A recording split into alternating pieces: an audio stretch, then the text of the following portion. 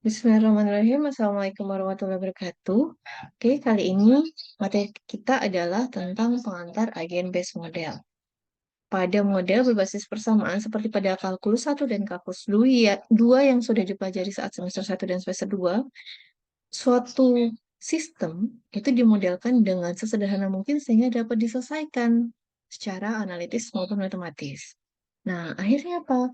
Masalah yang kompleks tidak mampu dimodelkan dengan matematis karena tidak bisa menggambarkan fenomena kompleks di dalamnya, sehingga dibutuhkan model yang mewakili sistem real, yang lebih alami, yang melihat sistem kompleks yang terjadi. Nah, cara tersebut bisa diselesaikan dengan agen base model salah satunya. Karena agen base model menyelesaikan permasalahan ya suatu sistem real yang diwakilkan sebagai model itu dengan pendekatan bottom up. Kenapa? Karena yang dimodelkan itu dari agen-agennya, dari individunya, perilaku komponennya yang kemudian baru bisa melihat dari sistemnya. Makanya disebut bottom up. Dari agen dulu baru melihat sistem secara keseluruhan. Nah, ABM itu merupakan metode yang memodelkan individu atau agen. Jadi individu itu disebut agen nih di ABM. Individu ini bersifat heterogen dan bisa saling berinteraksi. Dan agen ini bersifat otonom yang dapat mengambil keputusan. Sehingga ketika diinput nih di programnya, itu harus jelas, harus lengkap tuh bagaimana sih atribut dan perilaku agen harus diketahui, harus diinputkan sehingga dapat dimodelkan. Sehingga sifat otonomnya dapat berjalan dengan optimal. Nah, agen based model ini ada nama lain nih. Jadi, ada yang menyebutnya individual based modeling atau IBM. Ada yang menyebutnya agen based simulation atau ABS. Ada yang disebut multi agent system atau MAG dan bisa juga disebut agen based model and simulation atau ABMS. Setiap model ya itu punya tingkat abstraksi tertentu yang sangat abstrak ya, yang bersifat strategis atau agregat itu adalah sistem dinamis. Sementara kalau di discrete event simulation atau DES dia spesifik nih ya, detail berdasarkan proses sehingga tidak abstrak. Nah, ABM itu berada di antara DES dan SD. Jadi dari model yang sangat detail hingga model yang sangat abstrak itu bisa di-cover sama agen based model atau ABM. Nah, contoh sistem kompleksnya. Ada sekelompok burung membentuk formasi V ketika terbang. Ternyata formasi V ini tidak terbentuk karena terdapat burung yang memimpin. Jadi nggak ada pimpinan burung nih ternyata. Tapi karena ditemukan adanya interaksi antar burung yang memiliki gerakan independen dan menjaga jarak dengan burung lain agar tidak tertabrak burung lain. Jadi nggak sengaja nih ternyata bentuknya akhirnya V. Karena pada jaga jarak seperti itu. Nah, ada contoh lain lagi, yaitu pola semut yang sedang mencari makanan. Dia akan meninggalkan feromon namanya. Feromon itu apa ya namanya? Kayak semacam cairan yang dikeluarkan oleh semut untuk meninggalkan jejak uh, dia jalannya lewat mana ketika membawa makanan. Nah, seperti itu. Nah, kemudian ada evakuasi korban bencana, difusi produk, penggunaan lahan, dan lain-lain bisa dimodelkan ke dalam ABM. Nah, di dalam ABM itu terdapat komponen-komponen, yaitu ada agen, lingkungan, interaksi, dan emergent behavior atau emergent properties.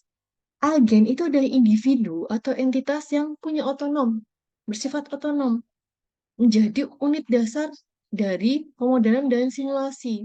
Unit dasarnya ABM adalah agen. Nah, kemudian poligon adalah lokasi atau habitatnya, di mana si agen itu melakukan tindakan atau interaksi dalam model. Nah, kemudian interaksi itu sendiri itu adalah cara agen berkomunikasi dengan agen yang lain, dengan lingkungan, sehingga bisa saling mempengaruhi. Nah, interaksi itu bisa dari agen dengan dirinya sendiri, lingkungan dengan dirinya sendiri, antar agen, antar lingkungan, atau agen dengan lingkungan. Sementara kalau emergent behavior atau emergent properties itu sifat atau kondisi yang muncul akibat interaksi antar elemen dalam suatu model. Jadi akibat sifat atau kondisi muncullah emergent behavior atau emergent properties. Nah, ini contohnya ada environment, against interaction, agent environment interaction. Nah, ini contoh gambarannya. Kemudian ini, si agen ini punya behavior seperti ini, dan ini adalah environment-nya. Ini tentang child dating, child bearing, dan senior. Nah, aplikasi ABM itu bisa pakai NetLogo, Analogic, Repassword, Swarm, Escape. Jujur yang pernah saya gunakan adalah NetLogo, dan NetLogo ini memang kita menginput bahasa pemrogramannya. Nah, jadi istilah agen di dalam NetLogo itu disebut tuple. Nah, ini cukup menarik ketika menggunakan NetLogo. Nah, kemudian dalam menampilkan bagaimana simulasi berbasis agen atau model berbasis agen itu untuk membantu agar struktur dan sistematis kita kenal ODD protokol. Jadi ini penyampaian pada model atau simulasi agen base. Nah, ODD protokol itu singkatan dari Overview, Design Concept, and Detail Protocol. Nah, overview berarti kita harus mencari tahu nih purpose-nya apa, tujuannya apa. Kemudian yang menjadi entitas itu apa? State variabelnya apa? Scale-nya ada nggak? Kemudian proses overview dan scheduling-nya juga disampaikan. Nah, kemudian sementara desain konsepnya ada basic principle, emergence, adaptation, objective learning, prediction, sensing, interaction, stochastic, collective observation. Nah, ini adalah sifat-sifat dari si agen tersebut, ya, berkaitan dengan si agen dan lingkungannya, environment-nya, dan bagaimana interaction-nya, bagaimana sih interaksinya, dan seterusnya. Kemudian untuk detailnya, kita tampilkan, ada nggak sih inisialnya, data-data inisialnya, initialization-nya, kemudian input datanya bagaimana, dan apakah ada submodel di dalamnya.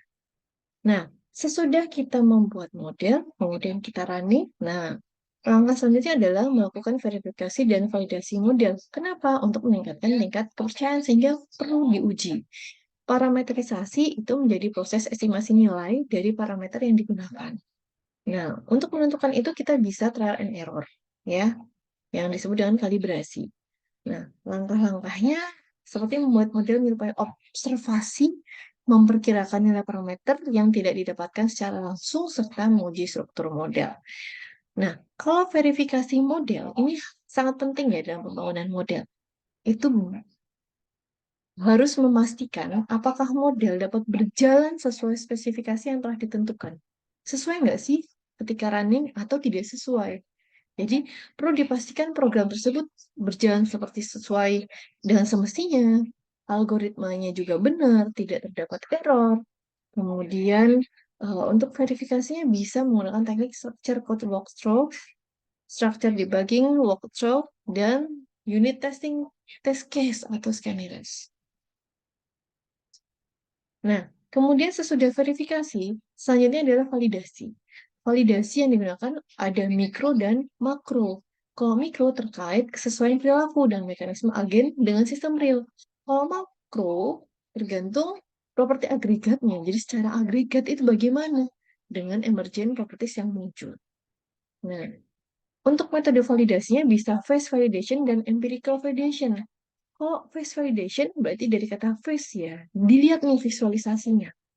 Kalau empirical validation itu dari pola pattern, data empiris, yang kemudian bisa dilakukan uji statistik. Jadi belum selesai, nanti kita lakukan uji statistik. Kemudian, nah data-data output kemudian digunakan untuk analisis, yaitu dengan uji statistik. Nah, analisisnya tersebut dapat digunakan analisis sensitivitas, ketidakpastian, dan analisis kekuatan hasil. Semoga materi tadi dapat membantu. Ini ada tugas untuk kalian. Baik, terima kasih semuanya. Wassalamualaikum warahmatullahi wabarakatuh.